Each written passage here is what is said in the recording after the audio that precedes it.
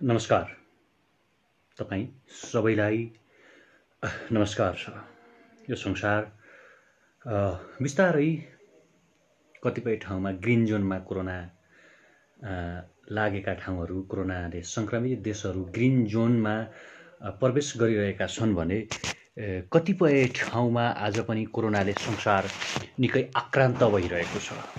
कोरोनाका आफ्नै खाले कहरहरू छन्, कोरोनाका आफ्नै खाले पीडाहरू छन्। तपाईँ हामी आम नागरिकहरू कोरोनाको पीडाबाट ग्रसित भएका छौँ। कोरोनाले तपाईँ हामीलाई थिलथिलो बनाएको छ, कोरोनाले हामीलाई त्रासदीमा राखेको छ। संसारलाई यतिखेर प्रेमको आवश्यक छ, संसारलाई यतिखेर मायाको आवश्यक छ, संसारलाई यतिखेर सद्भावको आवश्यक छ। यही माया, सद्भाव र प्रेम आवश्यक भइरहेका बेला नेपालमा भइरहेको के छ? नेपालका शासकहरू के गर्दैछन्?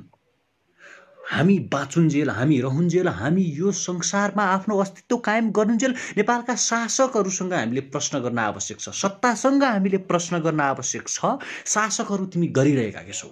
तिमी के गर्दैछौ? तिमी सुतिरहेका छौ, तिमी निदाइरहेका छौ, वा तिमी गरिरहेका के छौ? जति बेला मान्छेलाई खाना चाहिएको छ, जति बेला मान्छेलाई सद्भाव चाहिएको छ, जति बेला मान्छेलाई प्रेम चाहिएको छ, जति बेला मान्छेलाई अपनत्व चाहिएको छ, वा जति बेला मान्छे हुनुको आवाज खोजिरहेका छन्, अभिभावक खोजिरहेका छन्, त्यति बेला सरकार बनाउने कि गिराउने भन्ने जसरी अहिले नेकपाले कसरत गरिरहेको छ, यसले नेपालको राजनीतिको उदाङ्गो चरित्र देखाएको छ। नेपालको राजनीतिप्रति आम युवाहरूको वितृष्णा छ। नेपालको राजनीतिक नेताहरूलाई नेपालको युथहरू घृणा गर्छन्। आम नागरिकहरूले नेपालका नेताहरू सही छैन भन्छन्, नेपालका नागरिकहरूले सही मान्दैनन्। त्यसको पछिल्लो उदाहरण हो जसरी यिनीहरूले कोरोनाको कहरका बेला, कोरोनाको सङ्कटका बेला, कोरोनाको महामारीका बेला सत्ता बनाउने र सत्ता फाल्ने खेल खेले। शासकहरूलाई हाम्रो प्रश्न छ, शासकहरूलाई आँखामा आँखा जुदाएर प्रश्न सोध्न आवश्यक छ कि तिमीहरू कहिलेसम्म शासक बनिरहन्छौ? तिमीहरू कहिलेसम्म नेपालमा चाहिँ शासक मनोविज्ञान पालेर शासन गरिरहन्छौ? जति बेला आम मान्छेहरूलाई सद्भाव चाहिएको छ, जति बेला आम मान्छेहरूलाई प्रेम चाहिएको छ, त्यति बेला खड्ग ओलीको मस्तिष्कले के सोचिरहेको छ? त्यति बेला प्रचण्डको मस्तिष्कले के सोचिरहेको छ? त्यति बेला वामदेव गौतमले के सोचिराख्नु भएको छ? त्यति बेला झलनाथ खनालले के सोचिराख्नु भएको छ? नेकपाको आन्तरिक किचलोका कारणले गर्दाखेरि जति बेला मान्छेलाई सत्ता होइन, कोरोना पीडित नागरिकहरूलाई भत्ता चाहिएको छ, जति बेला मान्छेहरूलाई वाद होइन भात चाहिएको छ, त्यति बेला यहाँ सत्ता परिवर्तन गर्न खोजिँदैछ। ठीक त्यति बेला जति बेला मान्छेहरू इमान्दार तरिकाले बाँच्न खोजिरहेका छन्, जति बेला मान्छेहरूलाई आफ्नोपना चाहिएको छ, जति बेला मान्छेहरूलाई कोरोनाको सन्तास र कोरोनाबाट मुक्त हुन खोजेका छन् मान्छेहरूले, त्यति बेला यहाँ कसलाई प्रधानमन्त्री बनाउने भनेर आन्तरिक किचलो चलिरहेको छ। त्यति बेला सांसद अपहरणको केस चलिरहेको छ। अब यहाँ केस केपी ओलीलाई दर्ज गर्न आवश्यक छ। यहाँ मुद्दा खड्ग ओलीलाई चलाउन आवश्यक छ, मुद्दा प्रचण्डलाई चलाउन आवश्यक छ, मुद्दा नेकपालाई चलाउन आवश्यक छ। राष्ट्रिय सङ्कटका बेला पार्टी फुटाउने खेलमा जाने, राष्ट्रिय सङ्कटका बेला प्रधानमन्त्री फेरबदल गर्ने केसमा जाने, राष्ट्रिय सङ्कटका बेला, राष्ट्रिय दुःखका बेला, राष्ट्रिय पीडाका बेला कसलाई प्रधानमन्त्री बनाउने, कसलाई बिगाड्ने भन्ने खेलमा जाने। उपचार अब प्रधानमन्त्रीको मृगौलाको होइन, उपचार अब प्रधानमन्त्रीको मस्तिष्कको गर्न आवश्यक छ। प्रधानमन्त्रीको दिमागले के सोच्छ, प्रधानमन्त्रीको मस्तिष्कले के सोच्छ, प्रधानमन्त्री के सोच्नुहुन्छ, यो कुराको बारेमा तपाईँ हामीले अब व्याख्या र विश्लेषण गर्न आवश्यक छ। प्रधानमन्त्री साहेब, जनताले तपाईँको मृगौलाको उपचार खर्च बेहोरे। प्रधानमन्त्री साहेब, नेकपाका महामहिमहरू हो, तपाईँको खर्च जनताले युगौँदेखि उठाइरहे, जनताले सदियौँदेखि कर तिरिरहे, नागरिकहरूले आफूले एक एक पैसा आफ्नो पसिना बगाएर तिमीहरूको राष्ट्रिय अर्थतन्त्र, राष्ट्रिय ढुकुटी निर्माण गरिरहे, तर तिमीहरू जनताप्रति उत्तरदायी भएनौ भने अब तिम्रो शरीरको अङ्ग होइन, तिम्रो मस्तिष्कको उपचार गर्न आवश्यक छ। अब तिमीहरूलाई पाटन हस्पिटलमा भर्ना गर्न आवश्यक छ कि तिमीहरू कहिले जनताप्रति उत्तरदायी बन्छौ, कहिले तिमी नागरिकप्रति उत्तरदायी बन्छौ, कहिले तिमी आम मान्छेहरूप्रति उत्तरदायी बन्छौ। यो देशमा मान्छे लेखेकै भरमा गिरफ्तार भएका छन्। रेडियो नेपालको कर्मचारी आज लेखेकै भरमा गिरफ्तार भए। आज लेखेकै भरमा रेडियो नेपालका कर्मचारीहरू गिरफ्तार भए। मान्छेहरू सडकमा औषधि किन्न जान पाएका छैनन्। औषधि किन्ने मान्छेलाई गिरफ्तार गरिन्छ। औषधि किन्ने मान्छेलाई गिरफ्तार गरिरहँदा नेकपाको भातृ सङ्गठनमा तपाईँको चाहिने बबरमहलमा गएर लकडाउन तोडेर नारा जुलुस गरिरहेको थियो। नेकपालाई जे पनि गर्न छुट्छ?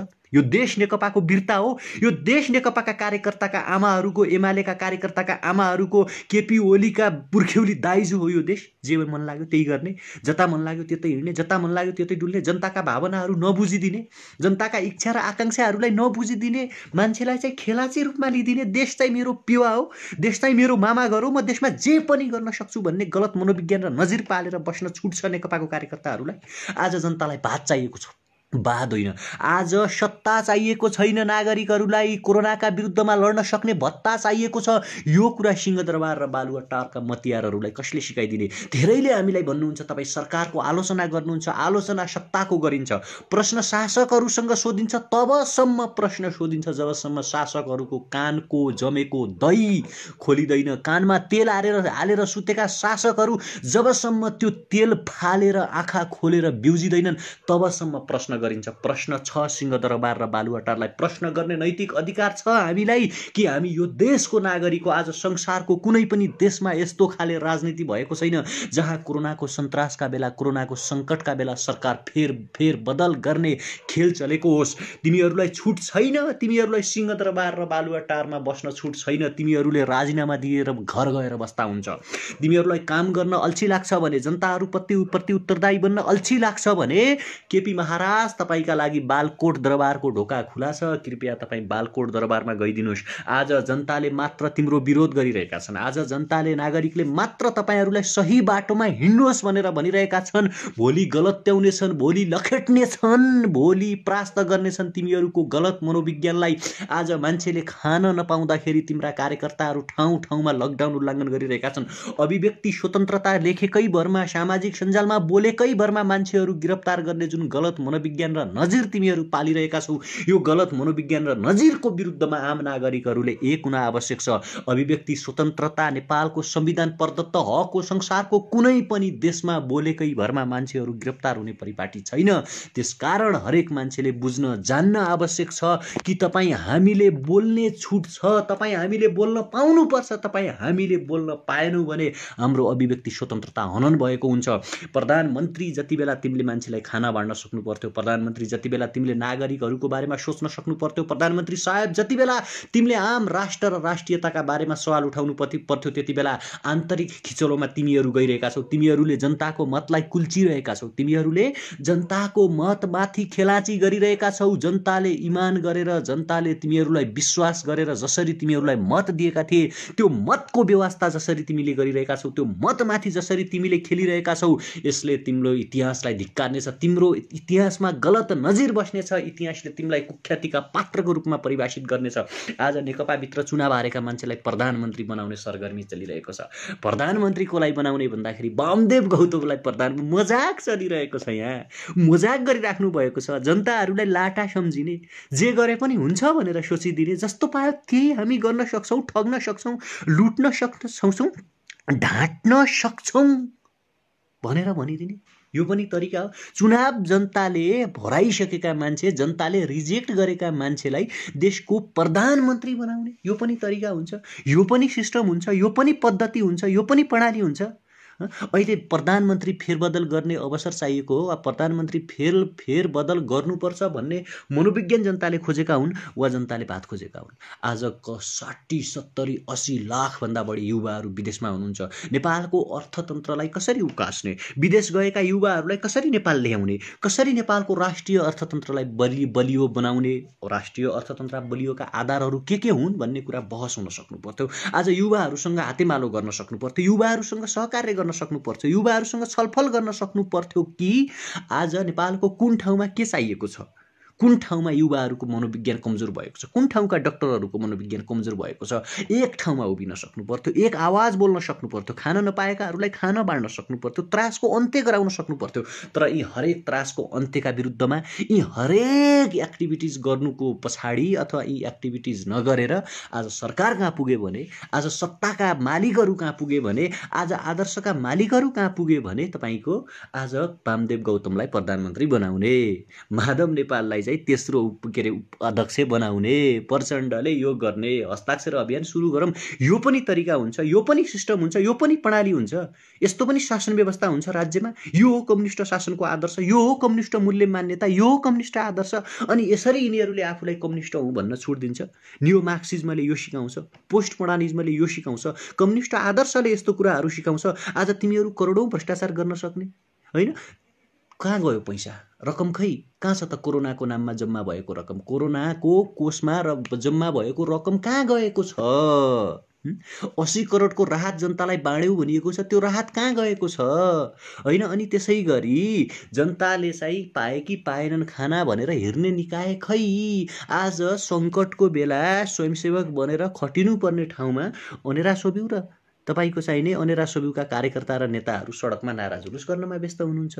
अनि खाना बाँड्ने युवाहरूलाई गिरफ्तार गरिँदैछ। यो पनि तरिका हुन्छ, यो पनि सिस्टम हुन्छ, यो पनि पद्धति हुन्छ, यो पनि प्रणाली हुन्छ, यस्तो पनि सिस्टम हुन्छ संसारमा। अनि सिस्टमको विरुद्धमा तपाईँ हामी नबोल्ने, हामीले आवाज राइज गर्दाखेरि, हामीले भोइस राइज गर्दाखेरि, हामीले आवाज उठाउँदाखेरि हाम्रा आवाजहरूलाई दबाउन खोज्थ्यौ नि शासकहरू। यो संसारमा त्यस्तो तागतको आजसम्म जन्म भएको छैन। यो संसारमा त्यस्तो शक्तिशाली मान्छेहरू आजसम्म जन्मेका छैनन् जसले युवाका आवाजहरूलाई दबाउन सकोस्। मैले हरेकचोटि भन्दै आएको छु, हाम्रो प्रश्न सत्तासँग हो। यो प्रश्न तबसम्म रहिरहन्छ जबसम्म यो देशबाट भ्रष्टाचारको अन्त्य हुँदैन। यो प्रश्न तबसम्म हामी राइज गरिराख्छौँ जबसम्म यो देशमा शिक्षा, स्वास्थ्य र रोजगारी राज्यको दायित्व हुँदैन। यो प्रश्न तबसम्म गरिराख्छौँ हामी जबसम्म यो देशमा कार्यकारी निर्वाचित राष्ट्र प्रमुखको व्यवस्था हुँदैन। अब मान्दैनन्, झापामा 2-4 हजार जनताले जिताएका प्रधानमन्त्री केपी ओलीलाई यो देशका हरेक मान्छेले प्रधानमन्त्री मान्न आवश्यक छैन।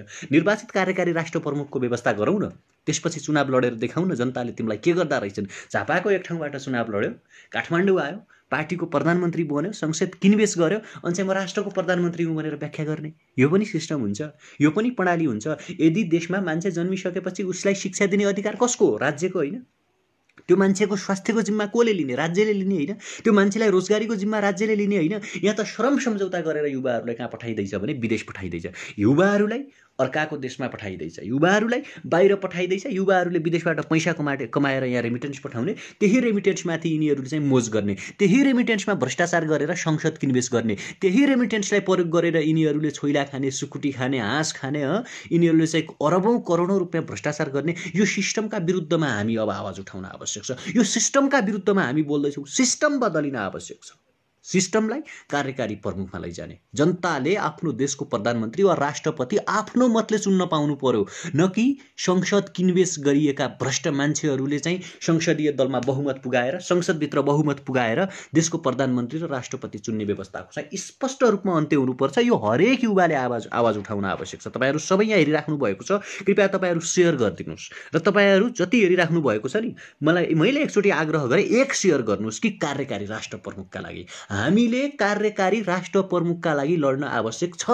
झापामा केपी ओलीले भ्यू टावर बनाएर वा झापामा रक्सी मासु खुवाएर वा झापामा चाहिँ जनतालाई चाहिँ ढाँटेर विजय भएर देशको प्रधानमन्त्री बन्न पाउँदैन, किनकि यिनले यही गर्छन्। आज जनताले 2/3 मत दिँदा दिँदै पनि, 2/3 भोट दिँदा दिँदै पनि आज यिनीहरू सत्ता र शक्तिका लागि फेरि लड्न थाले। अनि यही सिस्टमका लागि तपाईँ हामी बोल्ने त आउनुहोस् एकचोटि युवाहरू आह्वान गरौँ, सार्वजनिक कार्यकारी राष्ट्र प्रमुख, देशको प्रधानमन्त्री वा देशको राष्ट्रपति चाहिँ जनताले भोट हालेर चुन्ने पाउने व्यवस्था गरी संविधान संशोधन गर्नुपर्छ भन्ने कुराको पक्षमा हरेक युवा हुन आवश्यक छ। र यो हरेक युवासम्म यो कुरा पुग्न आवश्यक छ। त्यसकारण हरेक युवासम्म पुगाउने जिम्मा तपाईँको पनि हो, मेरो पनि हो। र त्यसकारण तपाईँ यो भिडियो सेयर गर्नुहोस्। आउनुहोस् हामी संविधानमै लेखौँ, जसले भ्रष्टाचार गर्नेछ है, ध्यान दिनुहोस् है, जसले भ्रष्टाचार गर्नेछ त्यसलाई मृत्युदण्डको व्यवस्था हुनेछ, संविधानमै लेखौँ, ताकि भ्रष्टाचारीहरूको मुटु थरथरी काँपोस् क्या। होइन, यो सिस्टम नै गलत छ, पद्धति नै गलत छ र तपाईँ भ्रष्टाचारको अन्त्य भएको देख्न चाहनुहुन्छ भने तपाईँले आवाज उठाउन आवश्यक छ, मैले आवाज उठाउन आवश्यक छ, हामीले आवाज उठाउन आवश्यक छ कि संविधान संशोधन गरेर संविधानमा यो कुरा लेखौँ कि भ्रष्टाचारीलाई मृत्युदण्डको व्यवस्था होस्। किनकि यो तपाईँले बोल्न आवश्यक छ, यो मैले बोल्न आवश्यक छ, यो हामी सबैले बोल्न आवश्यक छ, यो कुरा आम युवासम्म जान आवश्यक छ। त्यसकारण तपाईँ यो भिडियो सेयर गर्नुहोस्। र अर्को महत्त्वपूर्ण कुरा के छ भने तपाईँको शिक्षा, स्वास्थ्य र रोजगारी राज्यको दायित्व हुनुपर्छ। यो कुरा पनि संविधानमा प्रदत्त र स्पष्ट रूपमा लेखिन आवश्यक छ। संविधानमै शिक्षा एक समानको हुनेछ, यो देशका हरेक नागरिकहरूलाई समान शिक्षा दिइनेछ, जसलाई राज्यले जिम्मा लिनेछ। स्वास्थ्य जसलाई चाहिँ राज्य आम नेपालका चाहिँ निजी स्वास्थ्य संस्थाहरू, नेपालका निजी स्वास्थ्यालयहरू हरेक चाहिँ राज्यकरण गरिनेछन्। सरकारले यो देशका हरेक युवाको, हरेक नागरिकको, हरेक व्यक्तिको चाहिँ स्वास्थ्यको पनि जिम्मा लिनेछ भन्ने कुरा संविधानमा प्रष्ट रूपमा यदि लेख्ने हो भने तपाईँ हाम्रो चाहिँ के हुन्छ भने सिस्टम बदलिन्छ, प्रणाली बदलिन्छ। र रोजगारी पनि राज्यको दायित्व हो। उसले कसरी रोजगारी दिने, कुन ठाउँमा रोजगारी दिने, कृषि प्रणाली बढाउने हो कि जलविद्युतमा लगानी लगाउने हो कि उत्पादनमुखी राज्य प्रणाली बनाउने हो कि वा बिजुलीमा लगानी लगाएर चाहिँ युवा स्वदेशमै रोक्ने हो कि भन्ने कुरा जान्ने जिम्मा त राज्यको दायित्व हो नि त। त्यो त राज्यको चाहिँ तपाईँको चाहिँ के हुन्छ भने राज्यले चाहिँ सोच्नुपर्ने कुरा आउँछ। त्यसकारण यी तीनटा कुराको सरकारी व्यवस्था गर्नका लागि नेपालको सिस्टम बदल्न आवश्यक छ, नेपालको संविधानमाथि हेरफेर गर्न आवश्यक छ। त्यसकारण तपाईँ हामीले यदि भ्रष्टाचारको अन्त्य भएको चाहन्छौँ भने, तपाईँ हामी देशमा चाहिँ सुशासन चाहन्छौँ भने, तपाईँ हामी भ्रष्टाचारको अन्त्य भएको देख्न चाहन्छौँ र यदि सत्तामा फेरबदल नहोस्, सङ्कटका बेला नेता जनताप्रति उत्तरदायी भइदियोस् भन्ने चाहन्छौँ भने तपाईँ हामीले दबाब दिन आवश्यक छ। तपाईँ हामीले बोल्न स्पष्ट रूपमा आवश्यक छ कि सरकार चाहिँ सिस्टमेटिक तरिकाले चलाउनका लागि तपाईँ हामीले दबाब दिन आवश्यक छ। त्यसकारण आउनुहोस् कार्यकारी राष्ट्र प्रमुखको पक्षमा हामी बोलौँ। जबसम्म यो देशमा कार्यकारी राष्ट्र प्रमुख जनताले निर्वाचन गरेर हुँदैन, जनताले भोट हालेर देशको कार्यकारी राष्ट्र प्रमुख इलेक्टेड हुँदैन, तबसम्म युवाको लडाइँ जारी रहनेछ। तबसम्म तपाईँ हामीले आवाज उठाउन आवश्यक छ। तपाईँ हामीले एक ठाउँमा एउटा सांसद चुन्छौँ, त्यो सांसद माथि पुगिसकेपछि चाहिँ करोडौँमा किनबेच हुने, क्या गोरु भैँसा जस्तै किनबेच हुने प्रणाली, सिस्टम, पद्धति जुन छ, यो सिस्टमको विरुद्धमा आवाज उठाउन आवश्यक छ। एउटा मान्छेले तब भ्रष्टाचार गर्छ जब उसलाई खान पुग्दैन, लाउन पुग्दैन भनिन्छ नि, होइन। तर त्यो सिस्टमको अन्त्यका लागि उसको जो बच्चा जन्मियो भने त्यो बच्चाहरूलाई पढाउने जिम्मा राज्यको, शिक्षा राज्यको दायित्व, होइन। ऊ मान्छे बिरामी हुन्छ भने त्यो मान्छेलाई चाहिँ उपचार गर्ने जिम्मा पनि कसको भने राज्यको, स्वास्थ्य राज्यको दायित्व, होइन। त्यसपछि त्यो मान्छेलाई चाहिने जीवनमा खाना खर्च लाउन जे चाहिन्छ त्यो रोजगारी जुन छ त्यो पनि राज्यको दायित्व भयो भने त मान्छे कम्तीमा त्यो यदि मान्छे हो र उसँग वेल साउन्ड एन्ड मस्तिष्क छ भने उसले करप्सन नगर्ला नि त। त्यसकारण शिक्षा, स्वास्थ्य र रोजगारी राज्यका दायित्व बनाउनका लागि अब युवाहरूले लड्न आवश्यक छ, युवाहरूले आवाज उठाउन आवश्यक छ। यदि तपाईँ हामी चुप रह्यौँ, तपाईँ हामी मौन बस्यौँ, तपाईँ हामी बोलेनौँ, तपाईँ हामी यही पद्धति, यही सिस्टम र यही प्रणालीलाई तपाईँ हामीले यदि स्वीकार्यौँ भने यिनीहरूले जहिले पनि हामीलाई दमन गर्नेछन्। यो संसारको रुल हो। जसरी अपोजिट व्यक्तित्व हामीमाथि प्रहार गर्न आउँछ, हामी ठिक त्यही तरिकाले प्रहार गर्न यदि गयौँ भने ऊ हच्किन्छ, डराउँछ, उसले हामीमाथि प्रहार गर्दैन। हामी चुप बस्यौँ, हामी मौन बस्यौँ, हामी सहँदै गयौँ, अन्याय अत्याचारलाई चाहिँ आफ्नो शिरमाथि थोपर्दै गयौँ र जी हजुरी नमस्कार हजुर, जे हो केपी ओली महाराज हुन्, जे हुन् प्रचण्ड महाराज हुन्, जे हो सिंहदरबार र बालुवाटार, उहाँहरूभन्दा यो संसारमा उत्तम अरू कोही पनि छैन, यिनीहरू हाम्रा भगवान हुन्। यदि तपाईँ हामीले सोच्यौँ र हामीले यही तरिकाले यदि गइरह्यौँ भने यिनीहरूले जहिले पनि तपाईँ हामीमाथि थिचोमिचो गर्नेछन्। अब रह्यो सरकारको कुरा, मैले हरेकचोटि भन्दै आएको छु, यहाँ सरकार मृत छ। मृत सरकारसँग धेरै आश गर्नु पनि बेकार हो। तर अहिले सरकार तिनीहरूले नै सञ्चालन गरिरहेको हुनाले हामीले यो कुरा चाहिँ उहाँहरूलाई एहसास दिलाउन आवश्यक छ। यो कुरा हामीले उहाँहरूलाई जानकारी दिलाउन आवश्यक छ कि यदि तिमीहरू सुध्रेनौ भने, होइन, तिमीहरूको मस्तिष्कले काम गर्दैन भने मृगौला फेरेर के गर्छौ? महाराज तपाईँ पछि मस्तिष्कको उपचार गर्नुहोस्, महाराज आँखाको उपचार गर्नुहोस्। तपाईँको आँखाले भोग देख्दैन भने, तपाईँको आँखाले गरिबी देख्दैन भने, तपाईँको आँखाले बेरोजगारी देख्दैन भने, तपाईँको आँखाले युवाहरूको चित्कार सुन्दैन भने महाराजले पहिला आँखाको उपचार गर्न आवश्यक छ। महाराजका कानहरूले युवाको आवाज सुन्दैन भने, महाराजका कानहरूले युवाको भोग सुन्दैन भने, महाराजका कानहरूले मान्छेको बेरोजगारीको पीडा सुन्दैन भने, महाराजका कानहरूले जनताहरूले खाना मागेको सुन्दैन भने महाराज कानको उपचार गराइबक्सियोस्, मृगौलाको उपचार होइन। केपी ओली महाराजलाई मेरो अर्को आह्वान छ। महाराजले चाहिँ मृगौलाको त उपचार गराइबक्सियोस् महाराज, तर मस्तिष्कको उपचार कहिले गराइबक्सिन्छ? आफ्ना वरिपरिका नातेदार, छर छिमेक, आफ्ना वरिपरिका गुण्डाहरू, भ्रष्ट तस्कर दलालहरूलाई कारबाही कहिले गरिबक्सिन्छ? ओम्नी ग्रुपलाई कारबाही कहिले गरिबक्सिन्छ महाराज? महाराज यति समूहलाई चाहिँ कारबाही कहिले गरिबक्सिन्छ? महाराज गोकुल बास्कोटा फेरि मिडियामा आइसके, बोल्न थालिसके, मेरो त्यो अडियै होइन भन्न थालिसके गोकुल बास्कोटा। महाराज गोकुल बास्कोटालाई कारबाही कहिले गरिबक्सिन्छ? मेरो आह्वान छ, जसले निर्मला पन्तका बलात्कारी हत्यारालाई लुकाए ती मान्छेलाई अख्तियारको आयुक्त बनाउन नलागिबक्सियोस् केपी ओली महाराज। जनताको आवाज सुनिबक्सियोस्, हजुरले सुन्न आवश्यक छ। यदि हजुरले सुनिबक्सिन्न भने महाराजको चाहिँ दिमागको उपचार गराउन आवश्यक छ। आफ्नो मस्तिष्कको उपचार गराइबक्सियोस्। तपाईँको सनकले, महाराजको सनकी प्रवृत्तिले, महाराजको गलत प्रवृत्तिले, महाराजको सनकवादले यो देशलाई चाहिँ अन्धकारमा धकेल्न पाउँदैन। यो देशका युवाहरूको भविष्य बर्बाद गर्न पाइँदैन। यो देशका आम नागरिकहरूको सुन्दर भविष्य बिगाड्न पाउँदैन। यतिखेर लडाईँ, नेकपाभित्रको लडाईँ हुनुपर्थ्यो। युवालाई कसरी रोजगारी दिने, कोरोनाबाट कसरी बस्ने, नेकपाभित्रको लडाईँ हुनुपर्थ्यो। कोरोनाबाट मुक्त पाइसकेपछि नेपालको अर्थतन्त्रलाई कसरी अगाडि बढाउने, कसरी चाहिँ शान्ति सुरक्षा कायम गर्ने, कसरी सुशासन कायम गर्ने, कसरी मान्छेहरूलाई व्यवस्थित तरिकाले घर पठाउने भन्ने कुरा नेकपाभित्रको लडाईँ हुनुपर्थ्यो। यतिखेर नेकपाभित्रको लडाईँ, कसलाई प्रधानमन्त्री बनाउने, कसको पक्षमा कति सांसद, को बलियो हुने, कसले अब लुटेर खाने। अहिले प्रचण्ड, माधव नेपाल, झलनाथ खनाल र वामदेव गौतमको खेमाले खड्ग महाराजलाई भनिरहेका छन्, महाराज तपाईँले 2 वर्षसम्म देश लुटी बक्सियोस्, अब देश लुट्न हामीलाई दिनु पर्यो, हामीले लुट्न पाउनु पर्यो देश, हामीले लुछाचुडी गर्न पाउनु पर्यो, गिद्ध जस्तै बन्नु पर्यो, कुकुरको जस्तै त्यो सिनोलाई चाहिँ झिम्टिने प्रवृत्ति हामीले सुरु गर्नु पर्यो भनेर नेकपा चाहिँ अहिले लडिरहेको छ। नेकपालाई खबरदारी गर्ने पनि तपाईँ हामीले हो। तपाईँ हामी जबसम्म नेकपालाई खबरदारी गर्दैनौँ, तपाईँ हामी जबसम्म नेकपाको चाहिँ जुन गलत प्रवृत्ति छ त्यसको विरुद्धमा बोल्दैनौँ, तपाईँ हामी जबसम्म चाहिँ गलत प्रवृत्तिका विरुद्धमा एक राइज, एउटा भोइस आह्वान गर्न सक्दैनौँ, तबसम्म यिनीहरू जनताले दिएको मतको गलत दुरुपयोग गरिराख्नेछन्। तबसम्म यिनीहरू जनताका विरुद्धमा आवाज उठाइराख्नेछन्। तबसम्म यिनीहरू शासक भइराख्नेछन् जबसम्म हामी चुप लाग्नेछौँ, जबसम्म हामी मौन बस्नेछौँ, जबसम्म हामी सिंहदरबार र बालुवाटारलाई प्रश्न सोध्ने छैनौँ, जबसम्म हामी आँखामा आँखा जुदाएर बोल्ने हिम्मत गर्ने छैनौँ, तबसम्म यिनीहरू सत्ताका लागि लडिराख्नेछन्। तबसम्म यिनीहरू जनतासँग खेलाची गरिराख्नेछन्। तबसम्म यिनीहरू जनताका मतलाई कुल्चिराख्नेछन्, जनताका मतलाई बलात्कार गरिराख्नेछन्। त्यसकारण तपाईँ हामीले आवाज उठाउन आवश्यक छ। त्यसकारण तपाईँ हामीले बोल्न आवश्यक छ। त्यसकारण तपाईँ हामीले एउटै भोइस गर्न आवश्यक छ कि महाराज, यदि तिमीले जनताको मतलाई कुल्चेर महाराजी प्रवृत्तिमा अगाडि गयौ भने तिमीहरूका विरुद्धमा हामी अब सिस्टमका विरुद्धमा लड्नेछौँ, अब हामी प्रणालीका विरुद्धमा लड्नेछौँ, अब संविधान संशोधन गर्ने पक्षमा हामी लड्नेछौँ। यदि तिमीसँग हिम्मत र नैतिकता छ भने, तिमीहरू आफूलाई कम्युनिस्ट हुँ भन्छौ भने, ल संविधान संशोधन गरेर देखाउ न। बल छ, हिम्मत छ, नैतिकता छ, दम्ब छ, इमान छ कहीँ कतै? कार्यकारी प्रत्यक्ष निर्वाचित कार्यकारी राष्ट्रपति बनाउने व्यवस्थाका लागि खड्ग ओली, प्रचण्ड र शेरबहादुर देउवाहरू तयार हुनुहुन्छ? शिक्षा, स्वास्थ्य र रोजगारी राज्यको दायित्व बनाउनु पर्छ भन्ने मनोविज्ञान पाल्न खड्ग ओली तयार हुनुहुन्छ? तपाईहरूको प्रणाली, तपाईहरूको सिस्टम, तपाईहरूको चाहिँ राजनैतिक सिद्धान्त, राजनैतिक आदर्श, राजनैतिक नैतिकता, त्यो कुरा मान्न तयार छ? डर लाग्ला, मुटु काँप्ला। नेपालको हरेक युवाले तिमीहरूलाई स्वीकार्दैन। आफ्नो क्षेत्रका केही मान्छेहरूलाई किनेर करोडौँ रुपैयाँ खर्च गरेर, अरबौँ खर्च गरेर, जाँड रक्सी खुवाएर चाहिँ मान्छेलाई पटापट पिटेर तिमीहरूले भोट लिएको हौला आफ्नो निर्वाचन क्षेत्रमा। तर नेपालभरिका मान्छेहरूको मन जितेर, नेपालका हरेक युवाहरूको मन जितेर, हरेक नागरिकको मन जितेर प्रत्यक्ष निर्वाचित कार्यकारी राष्ट्र प्रमुख बन्ने आँट, नैतिकता, दम्ब छ तिमीभित्र? यदि तिमीभित्र त्यो नैतिकता, इमान र दम्ब छ भने आऊ बहस गरौँ, छलफल गरौँ, संविधान संशोधन गरौँ र संविधानमै लेखौँ अब नेपाल चाहिँ प्रत्यक्ष निर्वाचित कार्यकारी प्रणालीमा गइसक्यो।